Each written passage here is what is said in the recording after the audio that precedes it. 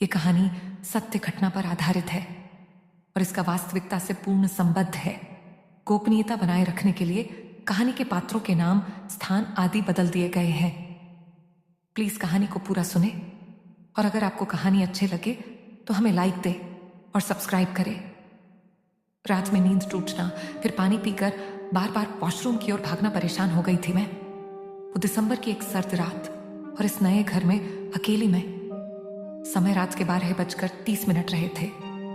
Bed side lamp जल रहा था। वॉशरूम से आकर उसको बंद किया और मैं बिस्तर पर आकर लेट गई। बिस्तर पर आकर लेटे कुछ देर ही हुई थी कि मुझे महसूस हुआ कि खिड़की के पास कोई है। कमरे में किसी के होने के एहसास से मैं बुरी तरह डर गई। मैंने हिम्मत करके बेड साइड लैंप जलाई तो कमरे में हल्की सी रोशनी हो गई।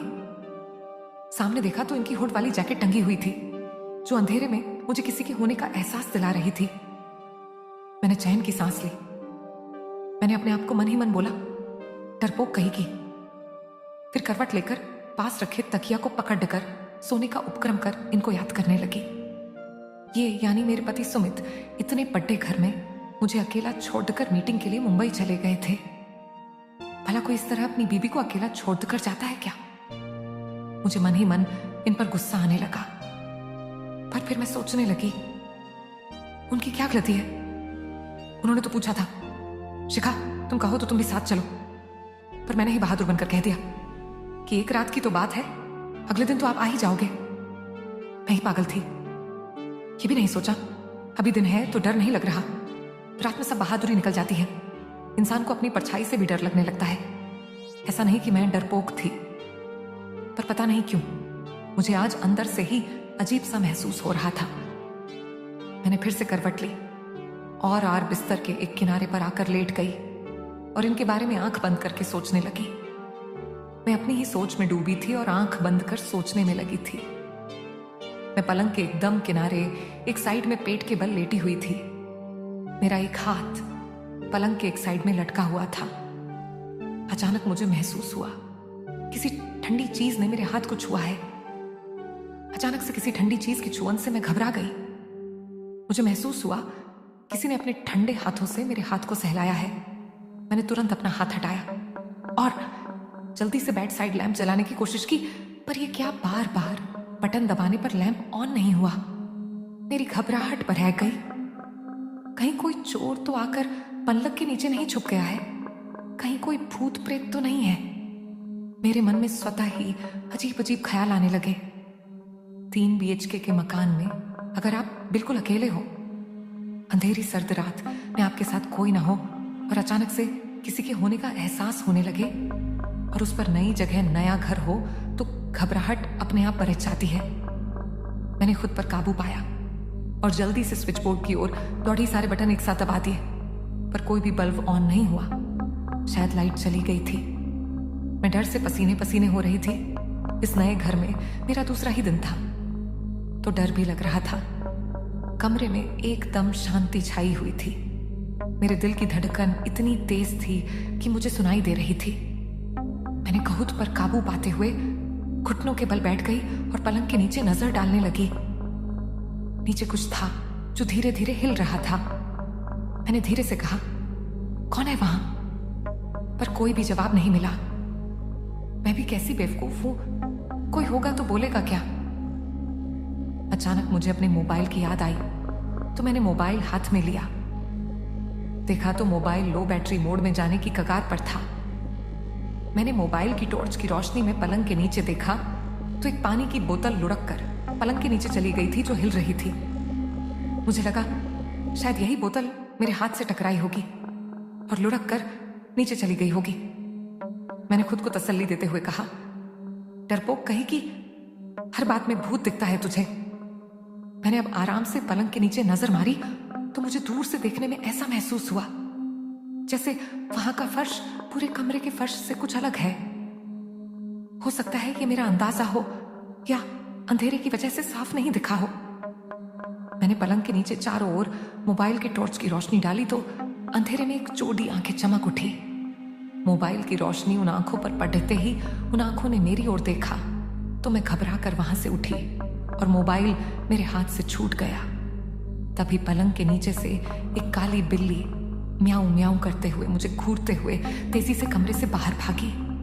वो कुछ इस तरह भागी जैसे चोरी छुपे कोई सीक्रेट काम कर रही हो और मैंने उसके काम में खलल डाल दिया हो। बिल्ली की इस हरकत ने मुझे अंदर तक डरा दिया था। मैंने मोबाइल हाथ में लिया, टॉर्च बंद की और पलंग पर आंख बंद करके लेट गई। मेरा मन अंदर से अशांत हो गया था। अंधेरे में डर सा लग रहा था। मेरा मन नहीं माना।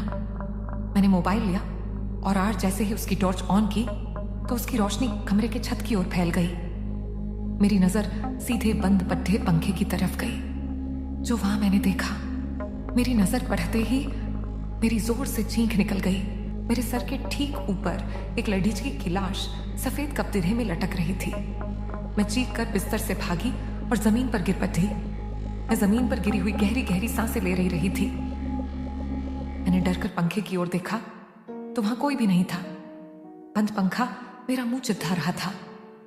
ओह मेरे भगवान, तो क्या मैं सपना देख रही थी या यह सब मेरी नजर का धोखा था? मैं अपनी सांसों को नियंत्रित करने की कोशिश करती हुई सारे घटनाक्रम के बारे में सोच रही थी। यह सब एक सपना ही था। मैं बाथरूम से वापस आई और आकर लेट गई थी।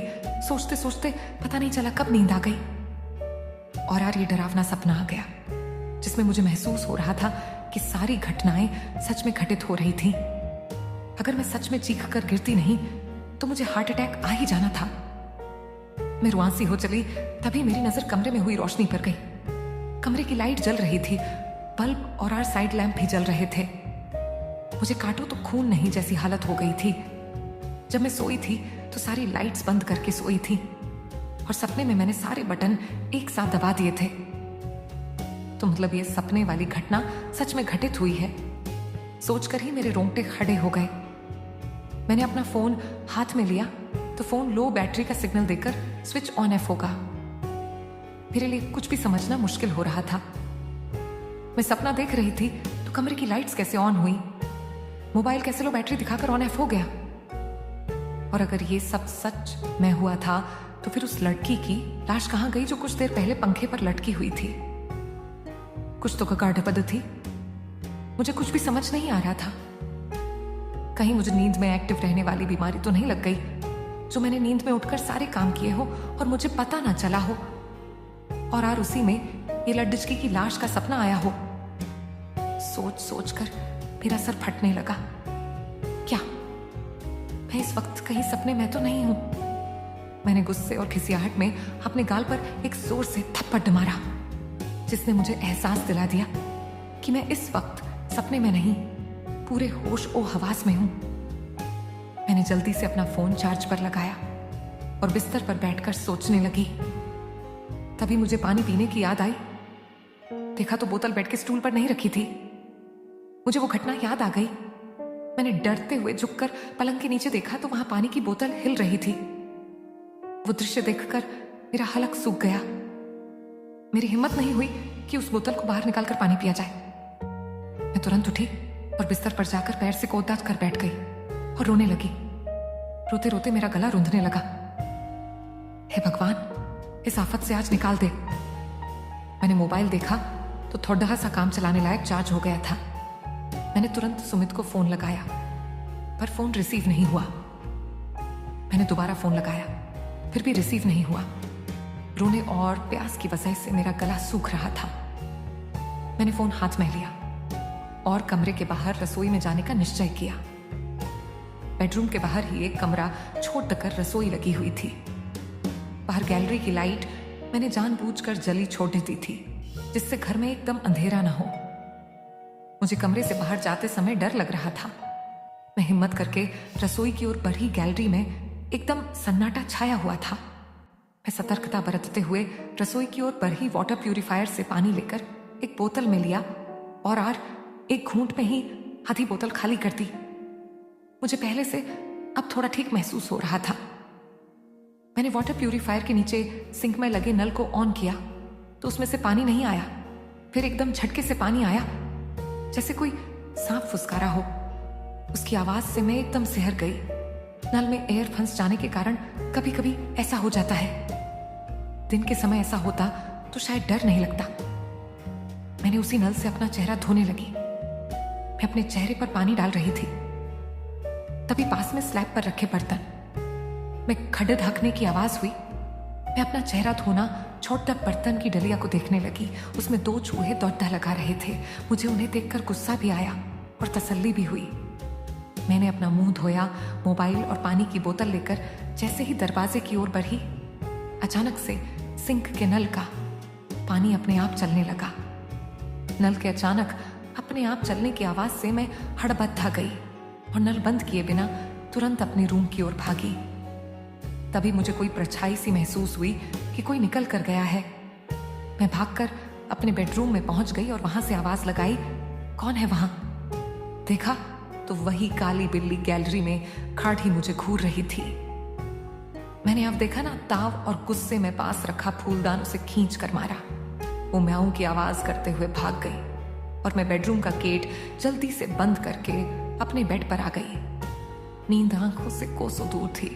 रसोई से नल से पानी गिरने की और बर्तन खटखटने की आवाज रह रहकर आ रही थी। थोड़ी देर बाद ही पानी की आवाज बंद हो गई। मैं अपनी सोच में डूबी हुई थी, कब सुबह हो और कब मैं यहां से निकलूं। आंखों में नींद भरी हुई थी, पर आंख बंद करने की हिम्मत नहीं हो रही थी। तभी मेरा फोन बजने लगा। देखा तो इनका फोन था। मैं इन पर फटपटी, मुझे यहां अकेला मरने के लिए छोड़ दे गए हो। यहां कोई है इस घर में। जिस पहली बार मकान देखने आए थे तब भी मुझे नेगेटिव वाइब्स आई थी और वो काली बिल्ली भी यहीं घूम रही थी, पर तुमने मेरी एक ना सुनी। मुझे नहीं रहना इस घर में। मैं बोलकर रोने लगी। मेरी बातें सुनकर सुमित घबरा गए, पर स्थिति को संभालते हुए बोले, तुम अकेले की वजह से शायद डर गई हो। ऐसा कुछ नहीं है वहां, तुम परेशान न हो। मैं बस सुबह ही पहुंचता हूं और डरने की क्या बात है, मैं हूं ना तुम्हारे साथ। तुम्हें कुछ नहीं होगा, बस डरो मत। अपनी भड्डास निकालकर और सुमित की बातें सुनकर मुझे थोड़ी तसल्ली आ गई और हिम्मत भी। इन्होंने इधर उधर की बातें करके मेरा मूड डाइवर्ट कर दिया। पता ही नहीं चला इनसे बातें करते करते मुझे कब नींद आ गई। सो दोस्तों, ये था हमारा कहानी का पहला। अगर आपको अच्छा लगा हो तो कमेंट करें, तो हम आपके लिए और पार्ट लेकर आएंगे। Thank you.